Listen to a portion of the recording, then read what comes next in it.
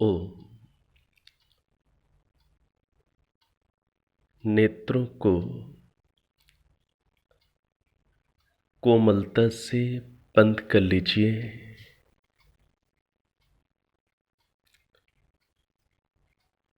प्रभु की सत्ता के प्रति सजग बनिए, जागरूक बनिए।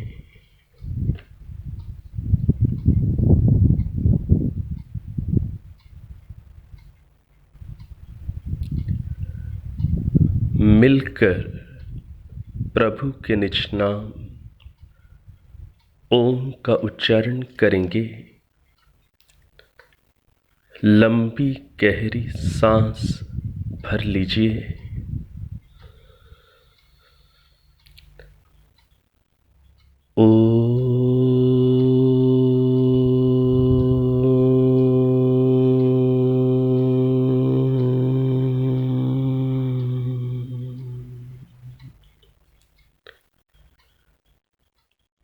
सहना भवतु सहनौ भुनक्तु सह वीर्यं करवावहै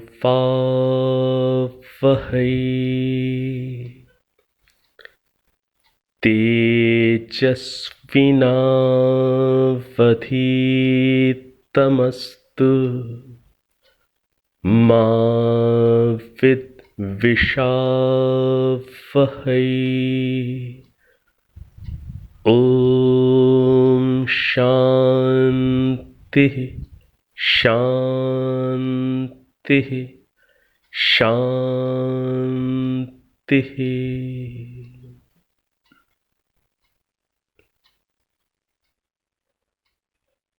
अब आप नेत्रों को खोल सकते हैं। यजुर्वेद परिचय की इस कक्षा में हम लोग यजुर्वेद के 8वें अध्याय से परिचित होने का प्रयास करेंगे। यजुर्वेद के 8वें अध्याय में बहुत विस्तार से गृहस्थ आश्रम, गृहस्थ धर्म, विवाह आदि से संबंधित उपदेश दिए गए हैं। काफी विस्तार से यहाँ पर गृहस्थ धर्म का वर्णन प्राप्त होता है। गृहस्थ आश्रम में प्रवेश करने के इच्छुक या गृहस्थ आश्रमी व्यक्तियों को गृहस्थ धर्म को समझने के लिए इस अध्याय का अवश्य ही स्वाध्याय गंभीरता पूर्वक करना चाहिए। महर्षि दयानंद सरस्वती जी ने यहाँ पर काफ़ी विस्तार से कई मंत्रों में गृहस्थ धर्म से संबंधित बहुत ही व्यावहारिक उपदेश किए हुए हैं। ऐसे युवक युवती जो गृहस्थ आश्रम में प्रवेश करना चाहते हैं या वो अभी नए नए प्रविष्ट हुए हैं, वे भी इसका अवश्य ही स्वाध्याय करें। गृहस्थ आश्रम के वैदिक स्वरूप को समझने के लिए यह 8वां अध्याय बहुत मुख्य है। सत्यार्थ प्रकाश का चौथा समुल्लास, 4th समुल्लास बहुत इंपॉर्टेंट है। इसी प्रकार से संस्कार विधि के अंदर विवाह संस्कार से संबंधित बातें, उपदेश गृहस्थ धर्म को, गृहस्थ आश्रम को भली भांति समझाते हैं। गृहस्थ में प्रवेश करने के इच्छुक या गृहस्थ आश्रम को और बेहतर ढंग से जीने के इच्छुक महानुभावों को इन सारे स्थलों को, सारे स्थानों में बहुत अच्छी प्रकार से गहरा स्वाध्याय करना चाहिए और इन स्वाध्याय इस वैदिक गृहस्थ आश्रम के स्वरूप को छोटी छोटी कार्यशालाओं के माध्यम से, वर्कशॉप्स के माध्यम से भी यदि इनको प्रस्तुत किया जाए आज की युवा पीढ़ी में, तो उसका विशेष लाभ इस पीढ़ी को होगा और निश्चित रूप से उत्तम भावी पीढ़ी के निर्माण सृजन में भी उसका विशेष योगदान हो सकेगा। पहला मंत्र है 8वें अध्याय का पहला मंत्र। मंत्र है ओम उपयाम गृहीतो स्यादित्येभ्यस्त्वा विष्णु उरुगायैष ते सोमस्तं रक्षस्व मा त्वा दभन। ये मंत्र है। इस मंत्र का जो भावार्थ ऋषि दयानंद सरस्वती जी ने लिखा है, बहुत ही विस्तृत भावार्थ महर्षि ने यहाँ पर दिया है। आपने जिन्होंने इसको पहले नहीं पढ़ा हुआ है, उन्हें भी सुन करके निश्चित रूप से ऐसा लगेगा कि कितनी सूक्ष्म बातों की ओर महर्षि ने यहाँ संकेत दिया है। तो मैं भावार्थ आपके समक्ष महर्षि दयानंद सरस्वती जी का पढ़कर प्रस्तुत कर रहा हूं, आप उसे ध्यान से सुनिएगा। भावार्थ सब ब्रह्मचर्याश्रम सेवन की हुई युवती कन्याओं को ऐसी आकांक्षा अवश्य रखनी चाहिए कि अपने सदृश रूप, गुण, कर्म, स्वभाव और विद्या वाला, अपने से अधिक बल युक्त, अपनी इच्छा के योग्य, अंतःकरण से जिस पर विशेष प्रीति हो, ऐसे पति को स्वयंवर विधि से स्वीकार करके उसकी सेवा किया करें। ऐसे ही कुमार ब्रह्मचारी लोगों को भी चाहिए कि अपने समान युवती स्त्रियों का पाणी ग्रहण करें। इस प्रकार दोनों स्त्री पुरुषों को सनातन गृहस्थों के धर्म का पालन करना चाहिए और परस्पर अत्यंत विषय की लोलुपता तथा वीर्य का विनाश कभी न करें, किंतु सदा ऋतुगामी हो। 10 संतानों को उत्पन्न करें और उन्हें अच्छी शिक्षा देकर अपने ऐश्वर्य की वृद्धि कर प्रीति पूर्वक रमण करें। जैसे आपस में एक दूसरे का वियोग, अप्रीति और व्यभिचार आदि दोष न हो, वैसा वर्ताव वर्त कर आपस में एक दूसरे की रक्षा सब प्रकार सब काल में किया करें। बहुत विस्तार से, बहुत बातों की ओर महर्षि दयानंद सरस्वती जी ने इसमें संकेत दिए हैं। महर्षि दयानंद सरस्वती जी, जिन्होंने स्वयं गृहस्थ आश्रम में प्रवेश नहीं किया, जो हमेशा ब्रह्मचर्य आश्रम में रहते हुए ही जिन्होंने संन्यास आश्रम में प्रवेश किया, ऐसे महर्षि दयानंद सरस्वती जी कितनी गहराई से, कितनी गंभीरता से गृहस्थ आश्रम से संबंधित वैदिक उपदेश यहां पर हमें दे रहे हैं।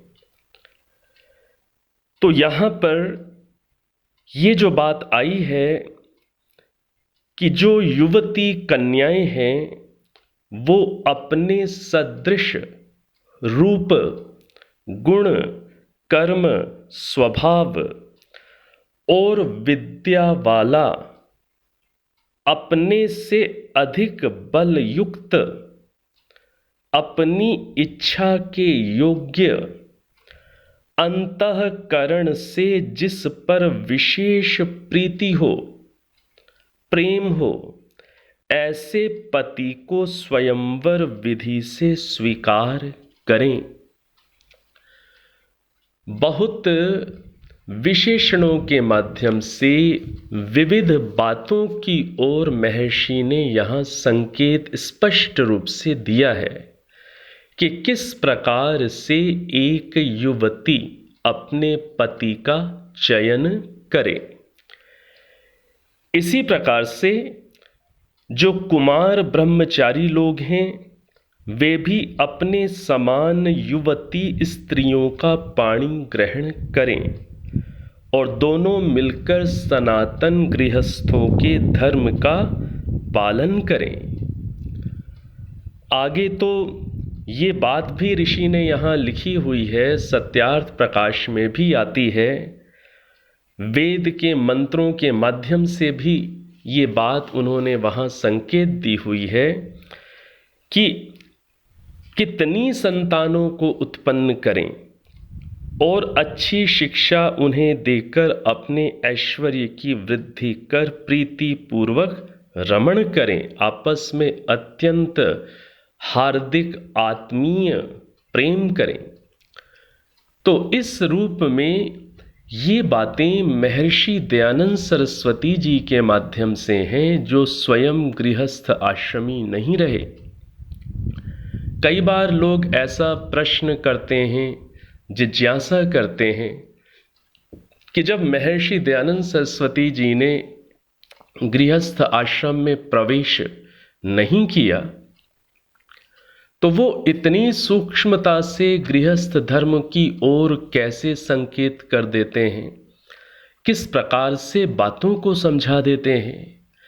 तो समझना ये है कि ये जो हमारे आर्ष ग्रंथ हैं, आर्ष ग्रंथ में जब हम इन सारी बातों के वैदिक स्वरूप को समझते हैं तो ये बातें अच्छे से सुविदित होती हैं कि गृहस्थ आश्रम का स्वरूप कितना सुंदर है, कितना उत्तम है और कितना आवश्यक और उपयोगी है। गृहस्थ आश्रम को ठीक विधि विधान के साथ योग्यता पूर्वक उसमें प्रवेश, उद्देश्य पूर्वक प्रयोजनों के साथ जो व्यक्ति करता है वो व्यक्ति मुक्ति के पथ पर अवश्य ही आगे बढ़ सकता है। गृहस्थ आश्रम कहीं पर भी वेद के अंदर, ऋषि परंपराओं के अंदर कहीं पर भी निंदनीय नहीं है, प्रशंसनीय है। स्वर्ग आश्रम जैसे शब्द गृहस्थ आश्रम के लिए प्रयोग किए गए। हाँ, ये जरूर है, कोई भी आश्रम जब हम उस आश्रम के नियमों को योग्यता के साथ यदि हम पालन करते हैं, उचित परिवेश में, साधनों में हम यदि उस आश्रम का हम अनुष्ठान करते हैं तो सभी आश्रम बहुत अच्छे भी होते हैं। और यदि उचित योग्यता के अनुसार समुचित साधनों के साथ, ज्ञान विज्ञान के साथ यदि उस आश्रम का हम अनुष्ठान नहीं करते या नहीं कर पाते तो हर आश्रम ही निंदनीय हो सकता है। तो इस चीज को महर्षि दयानंद सरस्वती जी की शब्दावली में हम लोगों ने समझने का प्रयास किया है। और यहाँ तो महर्षि दयानंद सरस्वती जी का यही संकेत है कि हम उत्तम संतानों को उत्पन्न करें। जितनी उत्तम संतानें या जितने उत्तम इस देश के अंदर भावी पीढ़ी को हम ला सकेंगे, उतना ही देश उन्नत होगा। कई बार बड़ी विचित्रता देखने को मिलती है। जो लोग बहुत योग्य हैं और जिन्होंने गृहस्थ आश्रम में प्रवेश भी किया हुआ है, ऐसे योग्य लोग जिनके गुण कर्म स्वभाव उत्तम हैं, जिनकी विद्या योग्यता उत्तम है, जिनके संस्कार उत्तम हैं, जिनके बीज की गुणवत्ता उत्तम है, कई बार ऐसे लोग संतान उत्पत्ति के विषय में संकुचित सोच रखने वाले हो जाते हैं। अच्छी संतान को उत्पन्न करके उसे उत्तम बना करके उसे राष्ट्र को समर्पित करना, उसे देश संस्कृति अध्यात्म वैदिक परंपराओं की रक्षा के लिए समर्पित करना तो बहुत पुण्य का कार्य है। तो ऐसे गृहस्थ आश्रमी जिनकी योग्यता उत्तम है, जिनके अंदर विद्या संस्कार उत्तम हैं, जिनके अंदर अच्छी आदतें बहुत उचित रीति में प्रकट हैं, जिनका शारीरिक स्वास्थ्य बीज की गुणवत्ता आदि बहुत उत्तम है, ऐसे लोगों को तो कर्तव्य समझकर परंपराओं की रक्षा के लिए, मानवता की रक्षा के लिए अच्छी आत्माओं का आह्वान करके अधिक से अधिक संतानों को उत्पन्न करना चाहिए। जहां पर इस प्रकार से उत्तम आत्माओं का आह्वान करके योग्यता पूर्वक उचित संतानें नहीं उत्पन्न की जाती, और दूसरी ओर यदि राजसिक प्रवृत्ति के लोग जिनके गुण कर्म स्वभाव उत्तम नहीं, जिनके अंतःकरण पवित्र नहीं, जिनके अंदर सात्विकता नहीं, जिनके उद्देश्य प्रयोजन ईश्वर के अनुकूल नहीं, मनुष्यता मानवता के अनुकूल नहीं, ऐसे लोग यदि अधिक संतानों को उत्पन्न करें और अच्छे लोग यदि संतानों को उत्पन्न ना करें या बहुत कम उत्पन्न करें, तो इस तरीके से तो इस धरा में, पृथ्वी में जो आसुरी प्रवृत्तियां हैं, जो राक्षसी प्रवृत्तियां हैं, उनका विकास हो जाएगा और देवासुर संग्राम में असुर विजयी हो जाएंगे। इसलिए बहुत अच्छी प्रकार से वेद के संदेश को भी, गृहस्थ आश्रम से संबंधित संदेश को भी समझना चाहिए।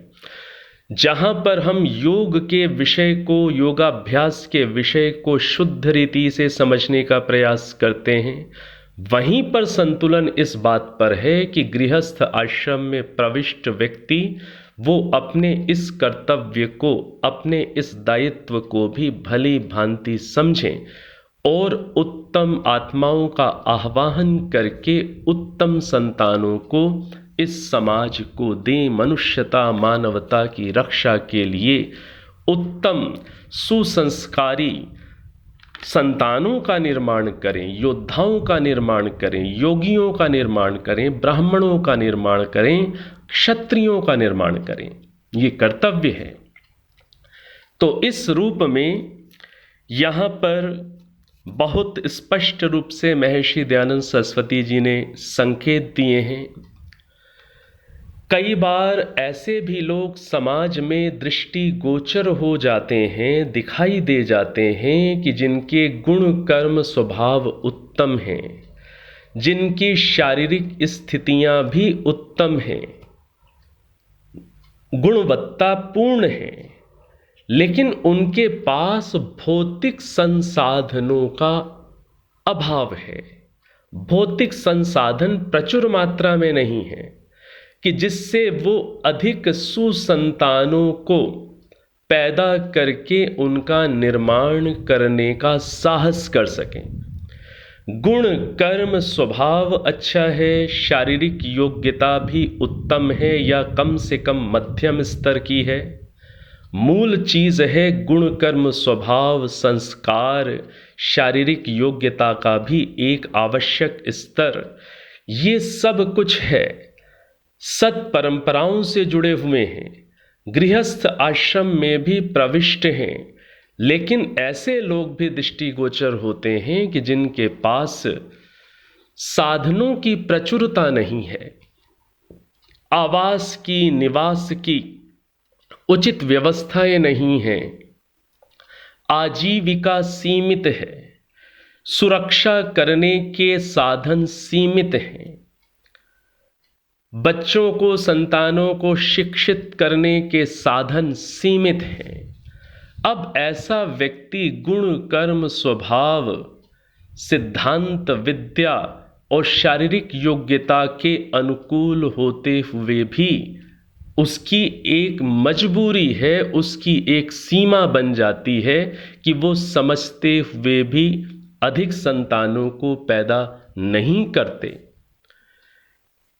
आपके दृष्टि में जहां पर भी कोई ऐसा योग्य दंपत्ति हो, जिसका गुण कर्म स्वभाव अच्छा हो, जिसके अंदर संस्कार भावनाएं सत्य के अनुरूप हों, मनुष्यता मानवता के अनुरूप हों, जिसके अंदर वैल्यूज हों, वैदिक मूल्य हों, और शारीरिक योग्यता का भी एक मध्यम स्तर ही कम से कम क्यों ना हो। आपको यदि कभी कोई ऐसे दंपत्ति मिलते हैं और आपको ऐसा लगता है कि साधनों की सीमितता के कारण ये लोग और अधिक संतान उत्पन्न करने में संकोच करते हैं, समझते हैं फिर भी संकोच करते हैं, ये आगे के ही वेद मंत्रों में आएगा। अभी ही संभवतः आज ही किसी वेद मंत्र में आ जाएगा कि बिना साधनों के अभाव में, धन के अभाव में गृहस्थ आश्रम में प्रवेश करना दुखदायी हो जाता है। तो जब साधन सीमित हैं, ऐसी स्थिति है लेकिन सारी दूसरी योग्यताएं हैं, तब ये आज श्रेष्ठी महानुभावों का, जो आर्थिक दृष्टि से संपन्न लोग हैं, जो सभाएं हैं, जो भी प्रबंधन समितियां हैं, जो आर्थिक लोग, आर्थिक दृष्टि से आप में भी कई समर्थ श्रेष्ठी महानुभाव हो सकते हैं, जिस प्रकार से आप अपने धन को किसी भवन के निर्माण के लिए दान करते हैं, किसी संस्था के निर्माण के लिए आप अपना धन लगाना पुण्य का विषय समझते हैं कि आपके सहयोग से किसी गुरुकुल का निर्माण हुआ, किसी यज्ञशाला का निर्माण हुआ, किसी आश्रम का निर्माण हुआ। जिस रूप में आप इसको पुण्य समझते हैं, उसी रूप में समझिएगा कि आज आवश्यकता इस बात की भी है कि किसी सक्षम, किसी दंपत्ति को, युवा दंपत्ति को प्रोत्साहित करके योग्य संतानों को उत्पन्न करने की का उसमें साहस भरा जाए, उसे आर्थिक सहायता दी जाए, उसे साधनों की उपलब्धि कराई जाए कि वो इस भय से कि साधन है नहीं, व्यवस्थाएं हैं नहीं, अधिक संतानों को उत्पन्न करके जीवन स्वयं के लिए और उन भावी संतानों के लिए कहीं मैं नरक न बना लूं, इस भय से सुरक्षा है नहीं। आज के इस बिगड़े माहौल में, समाज में साधन नहीं है, सुरक्षित स्वयं को रख नहीं सकेंगे, तो क्यों संतानों को पैदा करें? उनके अंदर ये जो सोच है व्यक्तिगत स्तर पर वो गलत नहीं है, लेकिन ये श्रेष्ठी महानुभावों को समझना है, दान दाताओं को समझना है, परंपराओं की मानवता की रक्षा करने वालों को समझना है कि जिस प्रकार से यज्ञशाला का निर्माण करने में आप पुण्य का अनुभव करते हैं, उसी प्रकार से नए जीवन को लाने में भी आप अपना सहयोग दें। उस नए जीवन की सुरक्षा में उसका पालन पोषण करने वाले माता पिता को आर्थिक रूप से विपन्नता ना रहे, उनका सहयोग करें। और जो सहयोग करें वो कभी भी एहसान दिखा करके ना करें, सहयोग करें अपना कर्तव्य समझकर, ईश्वर की आज्ञा समझकर, और यदि सकामता से ही यदि सोचना हमारे लिए मजबूरी हो जाता है तो अपना पुण्यार्जन समझकर, ऐसा समझकर, ईश्वर की आज्ञा समझकर, अपना कर्तव्य समझकर, या मेरा कर्माशय अच्छा बनेगा ऐसा ही सही, तो ऐसा सोचकर सत्य परंपराओं की रक्षा के लिए ऐसे योग्य दंपतियों को, सामर्थ्यवान लोगों को, उत्तम गुण कर्म स्वभाव और शारीरिक स्थिति वाले लोगों को प्रोत्साहित करें, अधिक संतानों को उत्पन्न करें, ऐसा उन्हें प्रोत्साहन दें, ऐसी उन्हें हिम्मत दें। इस रूप में यदि अच्छे लोग भी प्रयास करें समझ के साथ, कई बार लोगों की दृष्टि बड़ी संकीर्ण हो जाती है, विशेष रूप से जो हमारी ये परंपरा है जिसमें हमारे आदर्श महर्षि दयानंद सरस्वती जी हैं।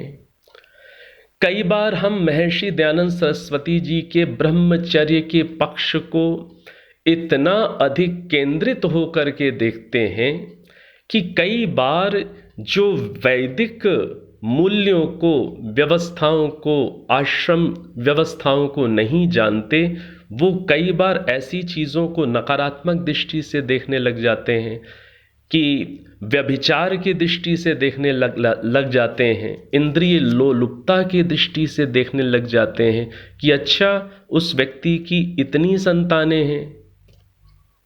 वेद आज्ञा दे रहा है, शास्त्र आज्ञा दे रहे हैं, आज की स्थितियां पुकार कर संकेत कर रही हैं कि अच्छी संतानों को लाइए, अच्छे लोगों का निर्माण करिए, उनकी संख्या को उचित रीति से आप स्थापित करिए।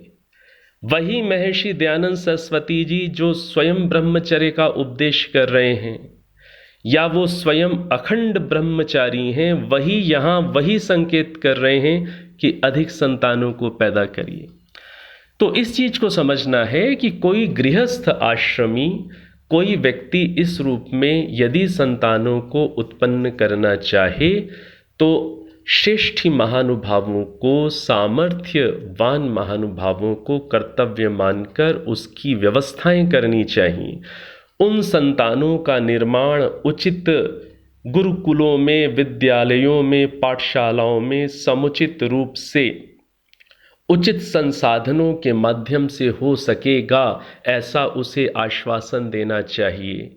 एक अकेला व्यक्ति प्रोत्साहित करने की आर्थिक स्थिति में है तो अकेला व्यक्ति करे, नहीं तो आप अपने आसपास के क्षेत्र में, अपनी समाज में, अपने आसपास 5-7 लोग मिलकर किसी ऐसे समर्थ व्यक्ति को प्रोत्साहित करें, उसे हिम्मत दे, ढाढ़स दें कि भाई ये केवल आपका दायित्व नहीं है, ये हमारा भी दायित्व है कि हम ऐसी संतान को समाज में लाएं और हम उसके सुनिर्माण में आपको अपना कर्तव्य मानकर सहायता दें। ये हमारा दायित्व है, ये हमारा भी कर्तव्य है। हम इस समझ के साथ आपकी सहायता कर रहे हैं। और आपकी सहायता क्या कर रहे हैं? हम एक रूप में अपनी ही सहायता कर रहे हैं। इस रूप में हमें यह पक्ष भी महर्षि दयानंद सरस्वती जी का वेदों का समझना है, तभी जाकर एक संतुलन स्थापित हो पाएगा। तो इस रूप में गृहस्थ आश्रम में प्रवेश करना वेदानुकूल है, गलत नहीं है।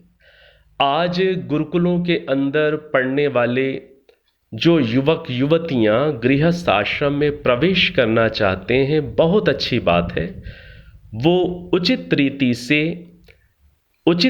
से गुण कर्म स्वभाव विद्या शारीरिक सामर्थ्य आदि का मिलान करके उचित रीति से संरक्षण के साथ, बड़ों के आशीर्वाद के साथ वो गृहस्थ आश्रम में प्रवेश करें। और इस रूप में समाज के लोग उनको इस रूप में भी प्रोत्साहित करें कि वो अच्छी संतानों को उत्पन्न करें, उचित संख्या में उत्पन्न करें। ऐसा समाज भी उन्हें संरक्षण दे, प्रोत्साहन दे। तो क्यों नहीं इस धरा के अंदर आज भी अच्छे लोगों की समृद्धि की जा सकती, आज भी की जा सकती है। इस सोच को भी लाना बहुत आवश्यक है। आपकी दृष्टि में हो सकता है कोई लोग ऐसे आए हों, मेरी दृष्टि में बहुत कम लोग मुझे ऐसे मिले जो इस दृष्टि को रख रहे हैं कि जिस प्रकार से हमें यज्ञशाला के निर्माण में दान करना है, कि हमें आश्रम की सहायता के लिए दान करना है, ऐसे लोग बहुत ही बिरले मिलते हैं या नहीं मिलते कि हमें किसी सद्गृहस्थ को हमें सुसाधन संपन्न करके और उत्तम संतानों की संख्या को बढ़वाना है। इस दृष्टि को भी हमें अपने अंदर निश्चित रूप से रखना होगा। और इस रूप में इस समझ के साथ यदि आपका सहयोग आपके आसपास के जो भी उत्तम गुण कर्म स्वभाव के जो भी लोग हैं, वो किसी भी स्तर के हो सकते हैं, वो विद्वान भी हो सकते हैं, वो पुरोहिताएं भी हो सकते हैं, जो भी इस रूप में जो भी अच्छे स्तर के लोग हैं, उनको प्रोत्साहित करके इस रूप में भी यदि सहयोग दिया जाए तो निश्चित रूप से वैदिक परंपराओं की रक्षा के लिए उचित रीति से हम भावी पीढ़ी का निर्माण कर सकेंगे। अगला जो मंत्र है, दूसरे मंत्र का जो भावार्थ है वो ऋषि लिखते हैं, विवाह की कामना करने वाली युवती स्त्री को चाहिए कि जो छल कपट आदि आचरणों से रहित प्रकाश करने और एक ही स्त्री को चाहने वाला, बहुत बड़ी बात है, एक ही स्त्री को चाहने वाला जितेंद्रिय, सब प्रकार का उद्योगी, धार्मिक और विद्वान पुरुष हो, उसके साथ विवाह करके आनंद में रहे। वैदिक जो मूल्य हैं, वैदिक व्यवस्थाएं हैं, वो एक पतिव्रत एक पत्नी व्रत की ही व्यवस्था और आदर्श को प्रस्तुत करते हैं। तो एक ही स्त्री को चाहने वाला, जितेंद्रिय, सब प्रकार का उद्योगी पुरुषार्थी व्यक्ति चाहिए, धार्मिक और विद्वान पुरुष हो, उससे वो विवाह करके वो आनंद में रहे। तो इस रूप में यहां पर भी स्पष्टता एक नई आई है कि वैदिक व्यवस्था केवल एक पत्नी व्रत एक पति व्रत की व्यवस्थाएं हैं। अन्य आज प्रचलन में जिस प्रकार की बातें सुनने को मिलती हैं, वैसी व्यवस्थाएं नहीं हैं कि व्यक्ति कई संख्या में, एक ही व्यक्ति कई लोगों से, स्त्रियों से विवाह करे। वो सब अवैदिक चीजें हैं। तो जो वैदिक व्यवस्था है वो ये व्यवस्था है। कई बार लोग प्रश्न कर देते हैं, क्या प्रश्न कर देते हैं कि जो राजा दशरथ थे उनकी भी तो कई स्त्रियां थीं। ये प्रश्न कई बार लोग करते हैं। समझना है इस बात को कि कहीं पर भी हमारी परंपरा में देखिए, हमारी परंपरा में आदर्श किसको माना जाता है? मर्यादा पुरुषोत्तम श्री राम जी को आदर्श के रूप में हम प्रस्तुत करते हैं, अथवा हम महाराजा दशरथ को आदर्श के रूप में प्रस्तुत करते हैं। राम राज्य की स्थापना की बात की, राम राज्य के स्थापना की बात की जाती है, ना कि दशरथ राज्य के स्थापना की बात की जाती है। आदर्श के रूप में मर्यादा पुरुषोत्तम श्री राम जी को प्रस्तुत किया जाता है, महाराजा दशरथ जी को प्रस्तुत नहीं किया जाता।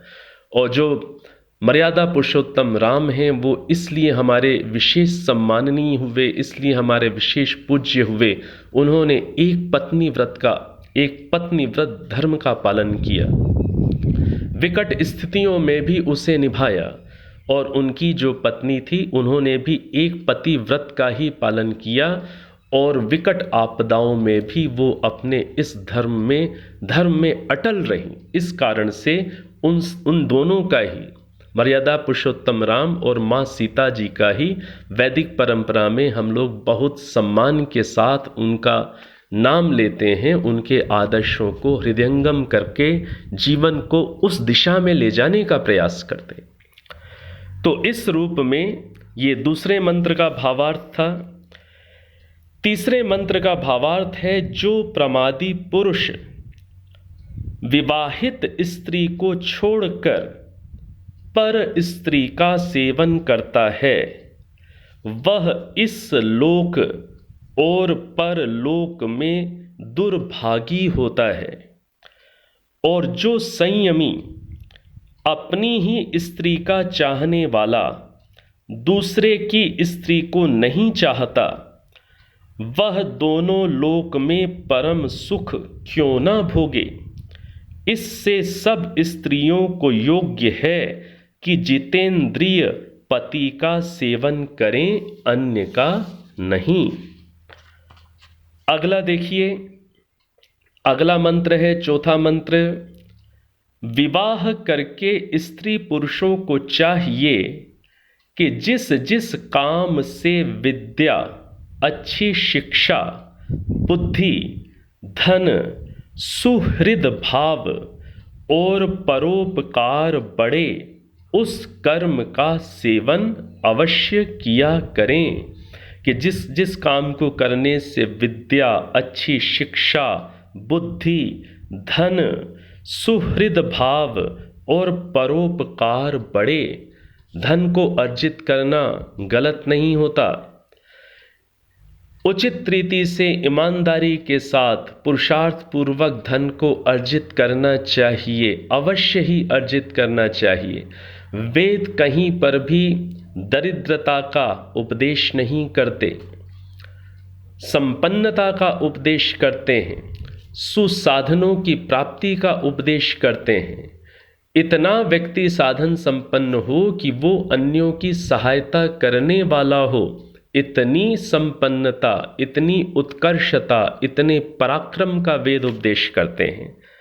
तो अवश्य ही धन को उचित रीति से उत्तम मात्रा में व्यक्ति अर्जन करे, और बुद्धि को, धन को, सुहृद भाव को, परोपकार को बढ़ाए, ऐसे कर्मों को करे।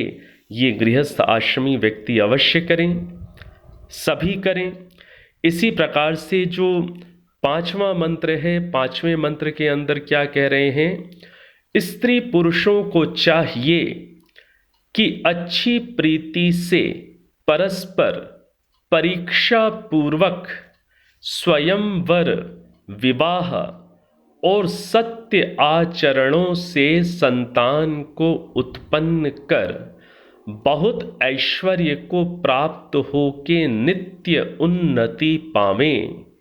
क्या कह रहे हैं? स्त्री पुरुषों को चाहिए कि अच्छी प्रीति से परस्पर परीक्षा पूर्वक एक दूसरे की अच्छी प्रकार से परीक्षा करने के उपरांत फिर स्वयंवर विवाह करें। वेद का उपदेश तो स्वयंवर विवाह करने का है, और स्वयंवर विवाह किस विधि से होता है, किस रीति से होता है? इसको आप सत्यार्थ प्रकाश के चौथे समुल्लास में अवश्य पढ़िएगा। तो वहां पर आपको प्रक्रिया मिलेगी कि किस प्रकार से स्वयंवर विवाह किया जाता था, क्या उसकी प्रक्रिया थी।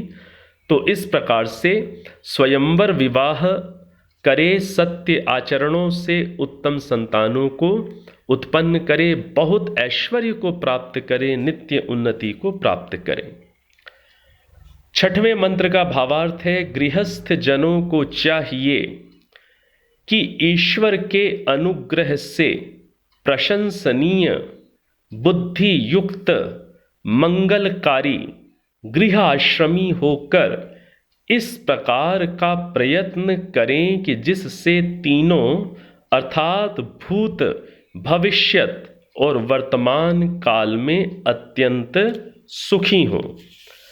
सातवें मंत्र का भावार्थ देखिए, विवाहित स्त्री पुरुषों को योग्य है कि लाभ के अनुकूल व्यवहार से परस्पर ऐश्वर्य पावें और प्रीति के साथ संतानोत्पत्ति का आचरण करें।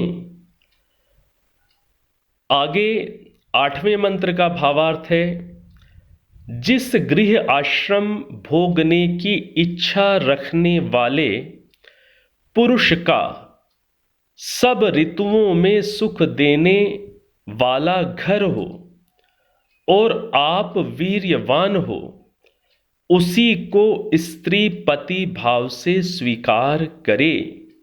सब ऋतुओं में सुख देने वाला घर हो जिसका, और स्वयं वो सामर्थ्यवान हो, उसी को स्त्री पति भाव से स्वीकार करे और उसके लिए यथोचित समय पर सुख देवे तथा आप उस पति से उचित समय में दिव्य सुख भोगे और वे स्त्री पुरुष दोनों विद्वानों का सत्संग करें।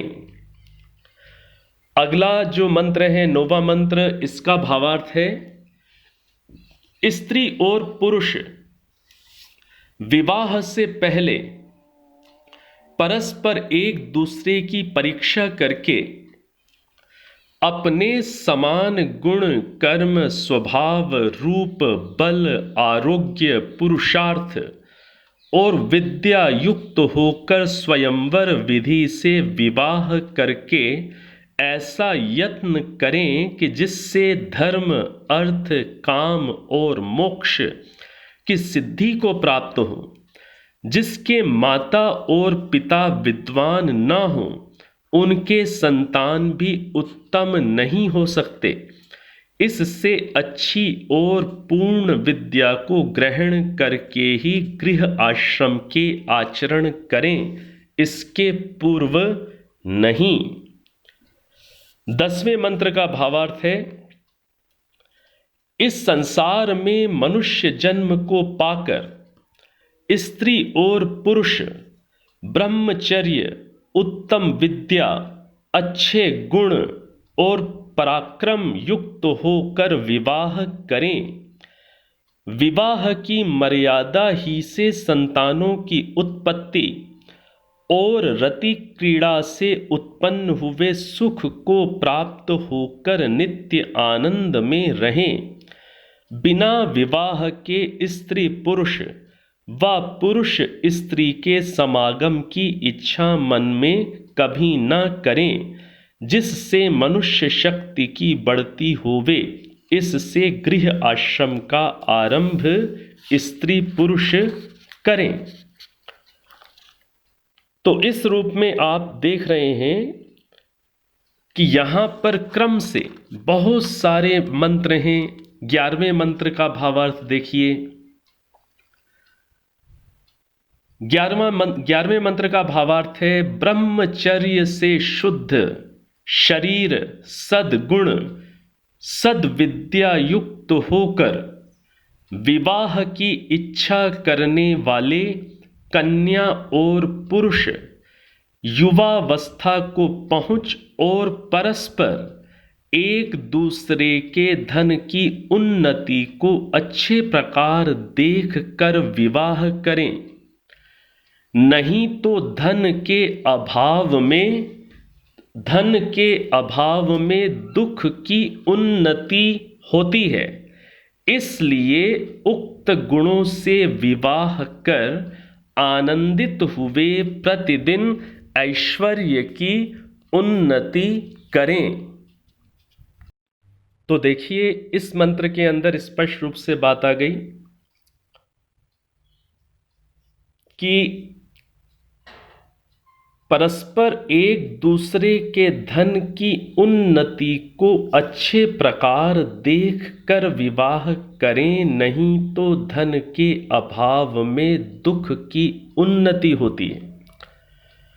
तो धन का अभाव भी नहीं होना चाहिए।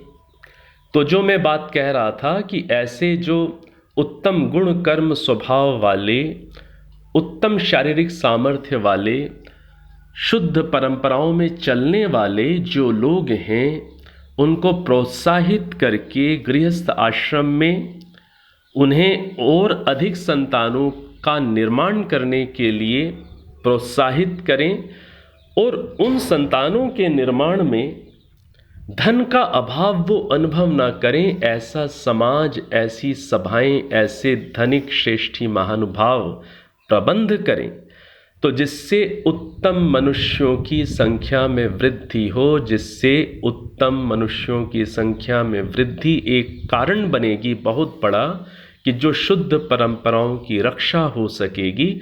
तो इस रूप में धन का अभाव ना हो, इसका भी प्रयत्न करना चाहिए। और जिस प्रकार से अन्य उत्तम कार्यों में दान पुण्य करना हम अच्छा समझते हैं, उसी प्रकार से इस दिशा में भी अवश्य ही सहयोग दें, इस दिशा में भी अपने धन के अंश को लगाएं। ये भी एक उत्तम यज्ञ कहलाएगा। तो इस रूप में ये केवल उदाहरण प्रस्तुत किए हैं। ये लगभग 11 मंत्रों, जी हाँ 11 मंत्रों तक ही हमने विषय को देखा है। और इस अध्याय में तो बहुत मंत्र हैं, आगे भी बहुत मंत्र हैं जो गृहस्थाश्रम के विषय को समझा रहे हैं।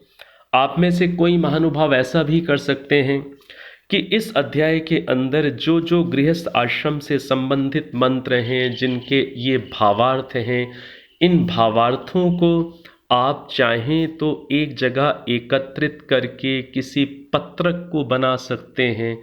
वो आज की युवा पीढ़ी को या गृहस्थ आश्रम में प्रविष्ट लोगों को आप भेंट कर सकते हैं। उसके आधार पर आप कार्यशालाएं लगा सकते हैं, वैदिक रीति से गृहस्थ आश्रम के स्वरूप को समझा सकते हैं, आवश्यकता को समझा सकते हैं। तो इस रूप में भी आप में से कोई चाहें तो इस अध्याय में बहुत सामग्री है, बहुत मटेरियल है। आप इसका स्वयं भी आप थोड़ा सा अनुसंधान कर लीजिएगा। तो इस रूप में ये गृहस्थ आश्रम विषय को हम लोगों ने वेद के माध्यम से कुछ परिचित होने का प्रयास किया है। अब समयानुसार समापन की ओर सीधे बैठिएगा। एक बार ओम, 3 बार शांति का उच्चारण करेंगे। लंबी गहरी सांस भर लीजिए।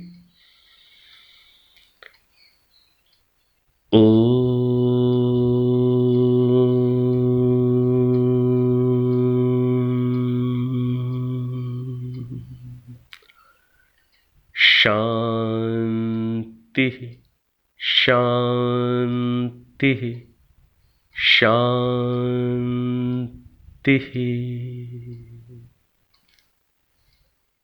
ओ